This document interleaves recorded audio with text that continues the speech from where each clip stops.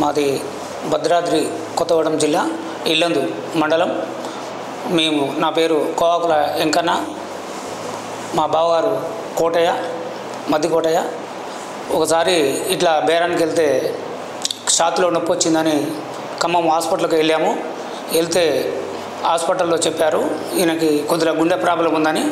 ఆ గుండె ప్రాబ్లము హైదరాబాద్ వెళ్ళండి, మీరు కామన్ హాస్పిటల్కి వెళ్ళండి, మంచిగా చూస్తారని చెప్పారు. అక్కడ అయితే మేము కామన్ హాస్పిటల్కి తెస్తామన్నది జరిగింది. ఇక్కడికి తెచ్చిన తర్వాత ఇక్కడ విశాల్ డాక్టర్కి చూపెడితే గుండె ప్రాబ్లం ఉంది బాబు, ఆ గుండెని ఆపరేషన్ చేయాలని అన్నారు సారు.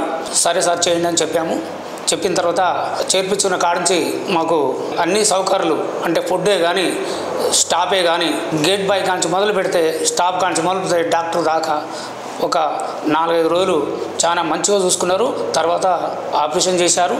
ఆపరేషన్ చేసిన తర్వాత కూడా చాలా వరకు ఎంతో భయపడ్డాము మేము. ఆపరేషన్ ఇది ఎట్లా అవుతుందో ఏం కథో అని మా వాళ్ళు ఇబ్బందులు పెట్టారు, ఎందుకు తీసుకుపోయారు ఏం కథ అని.